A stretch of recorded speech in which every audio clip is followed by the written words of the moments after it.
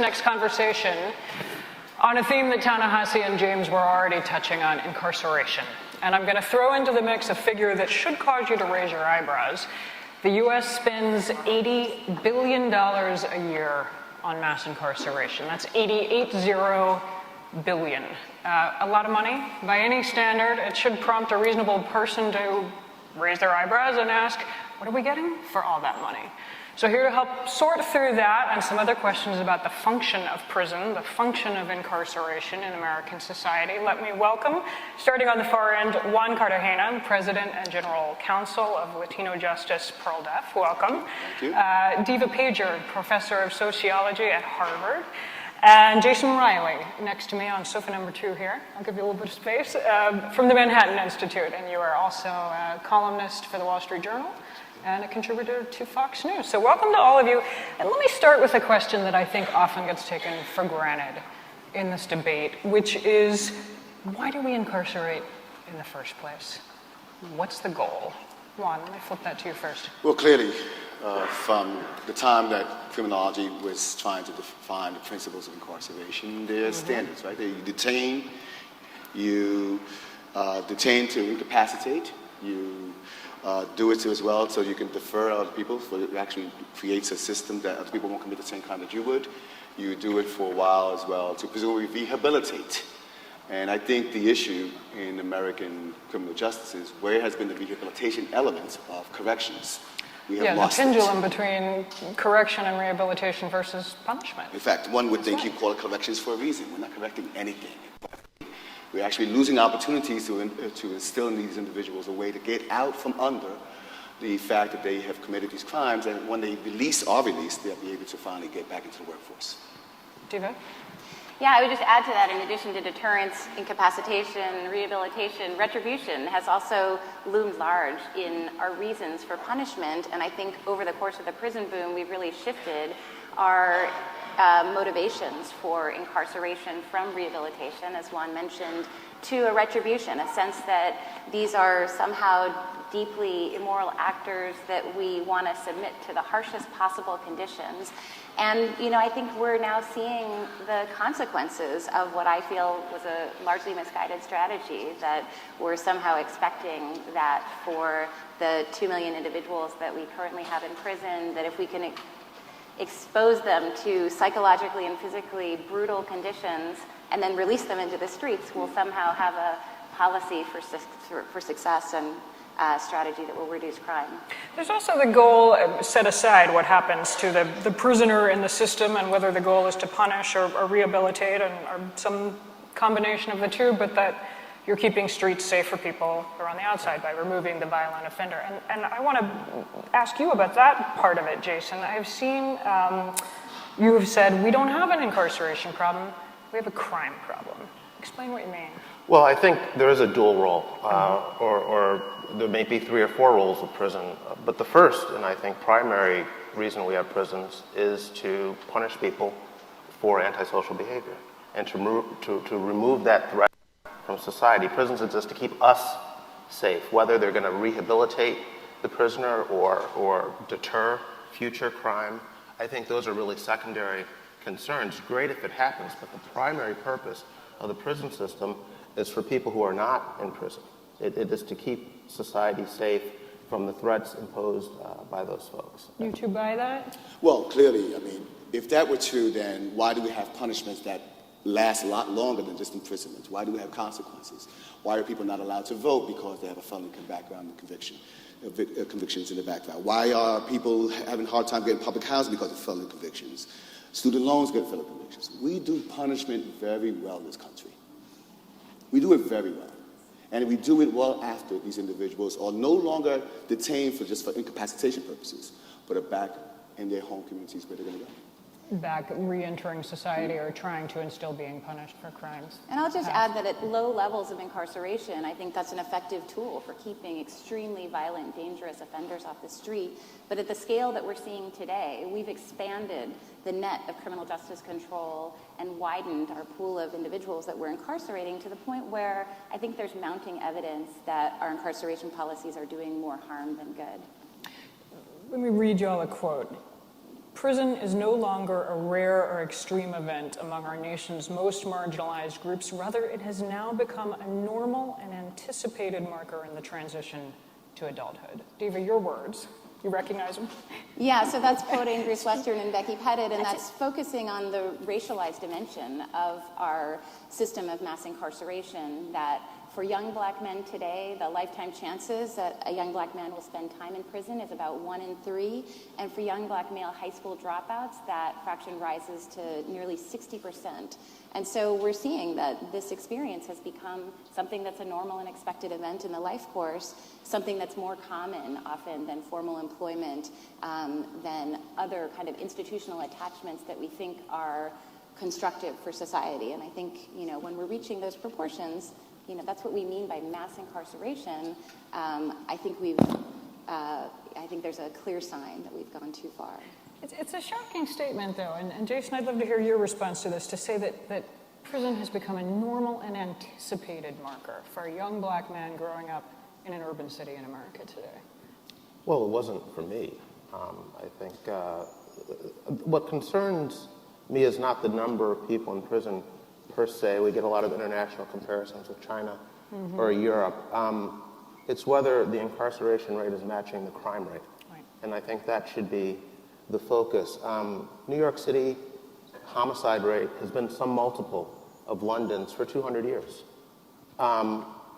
Criminologists aren't sure exactly why that is, but New York has been, for most of its existence, a very, very violent place. And even if you put aside gun crimes, Americans kill each other without guns at higher rates than other industrialized nations. And again, we don't know why that is. There's a lot we don't understand about the causes of crime. It can be demographic. The weather can have an impact on it. But we do know that when you take an individual, you imprison an individual, you have removed that threat from society. And we know that most crimes are committed by people who have already committed crimes. The recidivism rate is quite high, around 60-something%. So I do think that reentry programs are very important.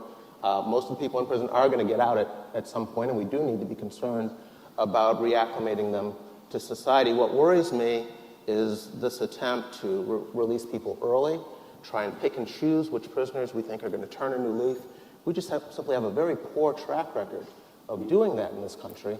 And when we're wrong, the societies that pay the price, I think, are the most vulnerable people in the country. But how do you break that cycle, Devah? Well, I just want to respond to that point. I think that there has been a very uneven relationship between crime and incarceration, and we're not seeing that those are tightly connected in this country. And New York is a great example. Over the last decade, they have reduced their incarceration rate by roughly 20%, and they have seen greater than average drops in crime. They've seen one of the greatest drops in homicide rates across the country.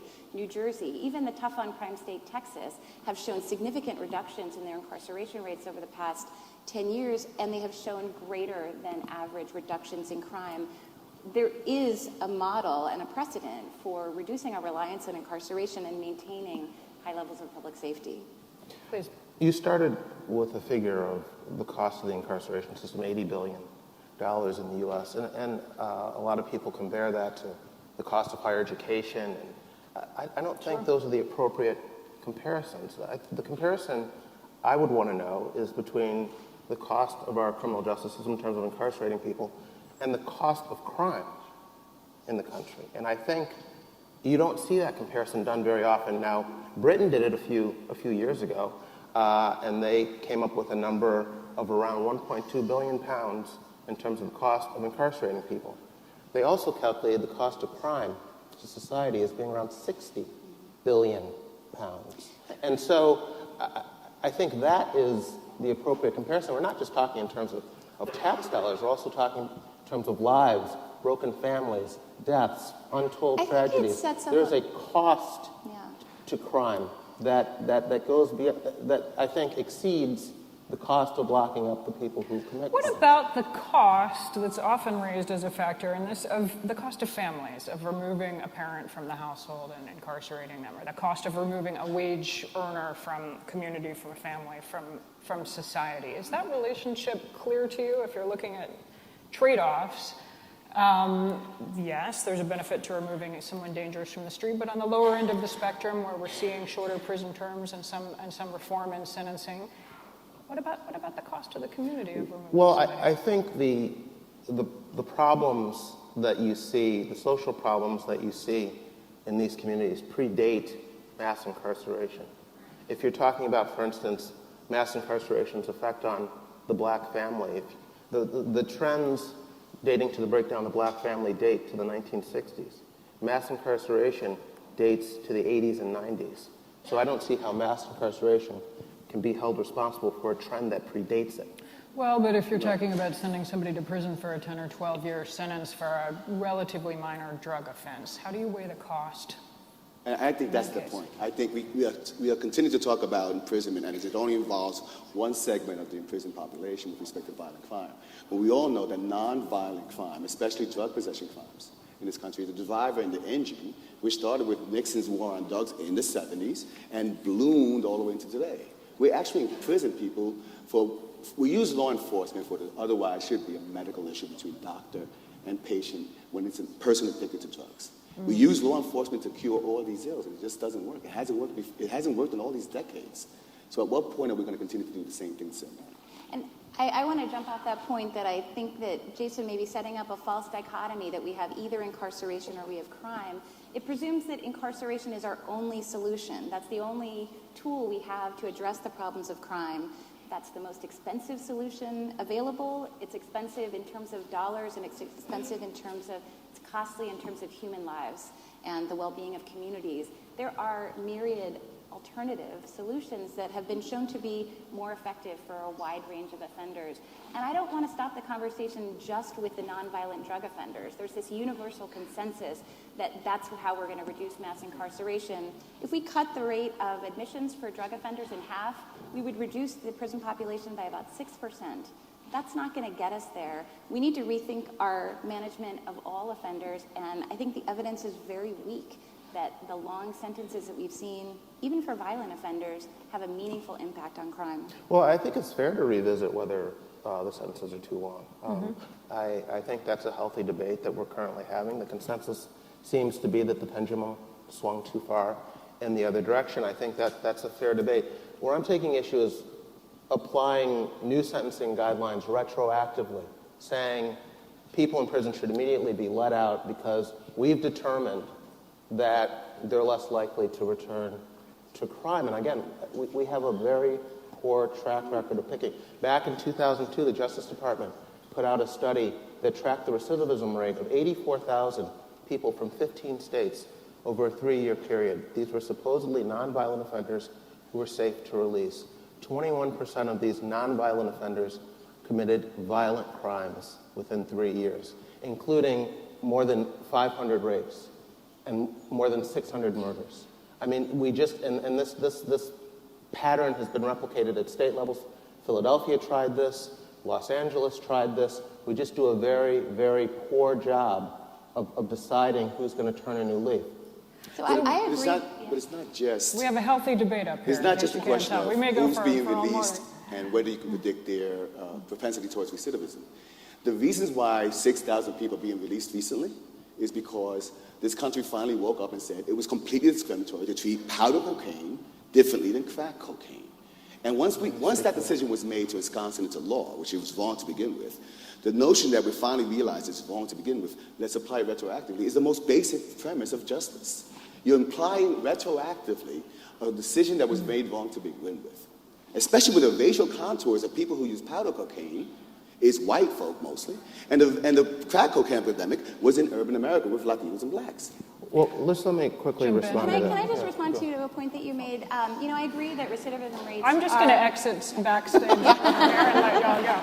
Please. I agree that recidivism rates are troubling, but let's think about what we're doing. We're exposing individuals to psychologically and physically brutal conditions for, at the median, 2.5 years, often much longer. We're releasing them into communities with the mark of a criminal record that makes it virtually impossible for them to find work, often very difficult to find housing. We've destabilized their families. They're being released into highly distressed communities. The fact that they have higher rates of crime than what are we expecting? What greater recipe for failure?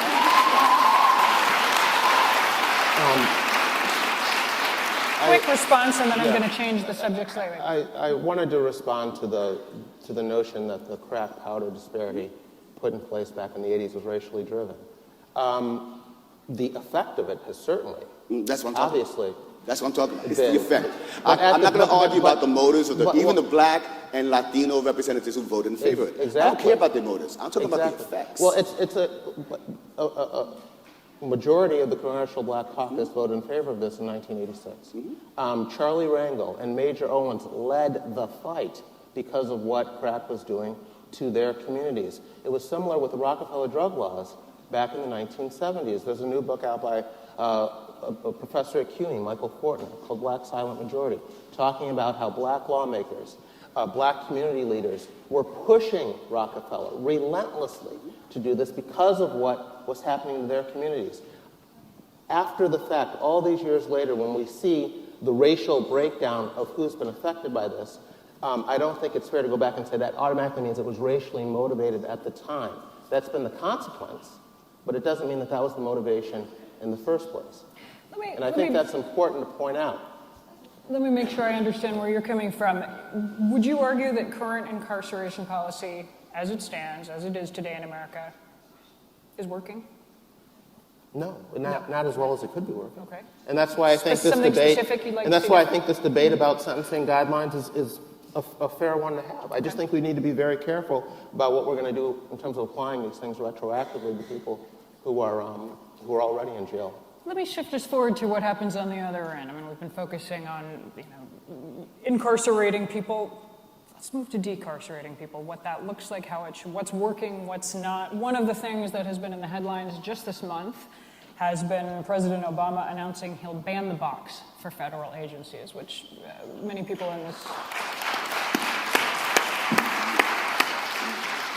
have been following, the idea being that you don't ask, or you at the very least delay in a federal job interview asking, do you have a prison record? Do you have a track record with the incarceration system?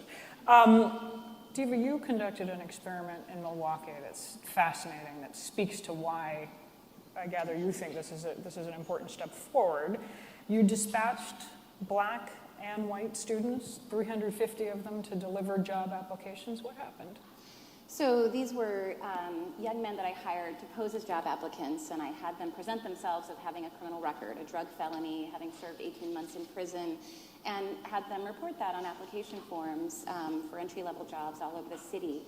Having just checking the box, saying, yes, I have a felony conviction, reduced callbacks and job offers by about 50%, and that effect was larger for African Americans than for whites. And were you able to control for the fact that many people who maybe have had a prison record were maybe less educated, lower income to begin with, less promising job candidates to begin with? Right, absolutely. So as you mentioned, the young men that I hired were college students. They were articulate, they were appealing, they presented themselves well. This was a best case scenario. Just checking the box, that was the only discrediting characteristic that they were presenting to employers massively undermined their chances of getting a call back.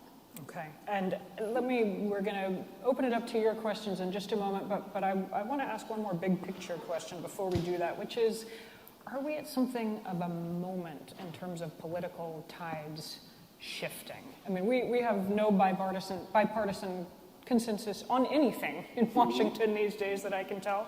There appears to be some consensus that we need reform in terms of criminal justice and incarceration policy. Not consensus on what it is, as we've just learned in this 20-minute conversation, but that there needs to be change. Jason, let me turn that to you, and we'll hear from each of you, and then we'll open up to the audience. Do I think Do you think we're at a moment where we all know that this is a problem, where maybe there is some possibility of change? I think absolutely. I think that the zeitgeist for some sort of change is out there, and my concern is that we make the right changes and take into account what we've learned from our past efforts to reform matters. Yes. Either of you, Juan?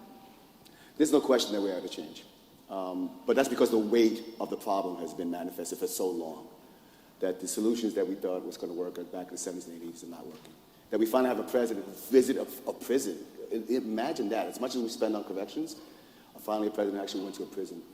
And we finally have presidential leadership on these issues. There's no question. A lot more has to be done. Very, very quickly, for example, for Latinos in this country, there are many states that still do not report who's Latino within their walls, who were Latinos who were arrested. Uniform crime reports for the FBI don't do it. The National Crime Victimization Survey doesn't do it. With the data gaps problems in various states, Maryland, Virginia, North Carolina, are significant. We have to address the problem, but I have to know the problem. But right now, we are at a very, very important moment in history. And I think it's about time we're talking about these issues openly and with a way that we can talk about across the board, political spectrum, economic issues, libertarians. It doesn't make a difference as long as we try to change the problems. Let me open it up to the floor. Do we have a question out here? Please. My name is Marita Golden. I'm a writer. Also, one of my family members will soon be de-incarcerated as he comes out on parole after serving 16 years. So this has affected my whole family, as you all know. But I have a question about the role of women in all this. Before we began talking a lot about the issue of mass incarceration, there's a lot of publicity about the fact that one of the fastest, or perhaps the fastest growing population in our prisons was women of color, black women, Latino women. And now that we're talking about de-incarceration, I'd like someone on the panel to talk about women in this mix and women prisoners. The fast-growing population of prison women. Who wants to weigh in on that?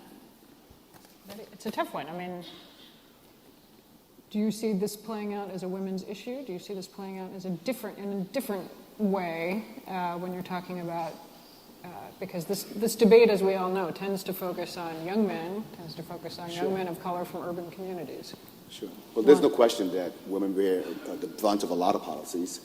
When it comes to issues regarding incarceration because of activity in drug matters, you know, the women at the different end of the totem pole of drug trade systems are not able to negotiate better deals because of their complete marginalization in those issues, to work on the impact on family and custody of children while they're in prison, the outrageousness that a handful of states still shackle women to their beds while they're giving birth. And then when they come out, what is it exactly? How do you restore the family unit, give them assistance, and bring them back into the job market? Those are very unique issues. And it's, you know, unique issues playing out within a system that has been historically developed for men, and now you have growing numbers of women going through it. Yes, next question. I'm bringing mics around, so get your hand up and the mic will find its way to you. Hi, my name is Cheryl Stein. I've been a criminal defense lawyer in the district for 33 years, so I was around for the beginning of all of this, and I think I may have stuck around long enough to start to see the end of it, which delights me. I just want to say, I certainly agree with everything Mr. Coates says about the racial origins of a lot of this, and I don't disagree with anything that's been said here about the way it's grown, but I think there's an additional very important issue on the economic front that you all haven't addressed, which is the for-profit prison industry, which is... I have been convinced for decades that future generations will look back on us and wonder how we could have claimed to be civilized while running schools, hospitals, and prisons for profits. And the problem is that, thank you, there is so much money involved in this. Groups like the Corrections Corporation of America, and quite frankly, the corrections officers' unions, because there's so much money involved, just keep lobbying for more and more and more and more prisons. And if you build them, you have to fill them up. Yes. And then they work through organizations like ALEC to pass more and lengthier sentences in state legislatures, so there are more crimes and more things to send people to prison for, so that they can make more money. So we have to make it illegal to run prisons for profit. We have to get rid of this industry because it is a lot of the driving force. And the last thing I want to say briefly, and then I'd like you to comment on what I said, which is Thank you. The 2-point decrease in drug crimes was made retroactive by the United States Sentencing Commission, and everybody who's gotten out would have gotten out in 2 years anyway, which is the average length of decrease. So we would have had to deal with them. I don't know why it would be different 2 years from now than it is now. Thank you. Devah, I see you nodding. I think that's a really important point. It is important to recognize that only about 10% of the prison population is housed in private prisons, and yet as the commentator mentioned, they have private prisons have a disproportionate impact in terms of lobbying, in terms of political power, though I think prison unions in public prisons also play a really strong role. Where I want to direct our attention and where I see some troubling developments is the increasing use of private facilities for community corrections. And as we're moving towards thinking about decarceration and an increase in community supervision, that's where I think there's troubling evidence from private corporations that are running these community programs where, in order to provide the kinds of services and the kinds of support that are going to keep people out of prison, a profit motive is not really consistent with doing that well. 34,000 beds. That's the quota that has to be filled in immigration detention. By law, by contract. That's not the most perverse thing you can ever hear of. 34,000 beds have to be filled. And that's another driver of what's happening with the private industry. And it's an important point and a great one that we don't hear as much of as we should about how it's an industry. It makes money. Jason, you want to weigh in? Good. Don't have anything to I think add. we have time for one more. Here we go. Good morning. My name is Star Bowie, and I work with various organizations on issues of police brutality. And I have a concern that we're not facing the fact that actually the institutions aren't failing, they are working. If we look at the relationship of racism to the political economy, racism serves a purpose in many ways in the system where profit is the major incentive or reason for making certain economic decisions. And the more you can isolate a given community through cultivating and maintaining racism, the more easy it is to exploit them and actually hold them as hostage to, the white working class. And we're in a situation right now where there's very poor employment for all sectors of this country. The major source of employment in many rural white communities is a huge prison complex where you have people of color, particularly African Americans, Latinos, but indigenous people also, and they're giving employment basically by their presence to the white workers in that community and keeping them pacified. And I think that if we don't look at the overall political economy and the purpose that racism serves, we'll fail to really understand what we're dealing with. Thank you. Jason?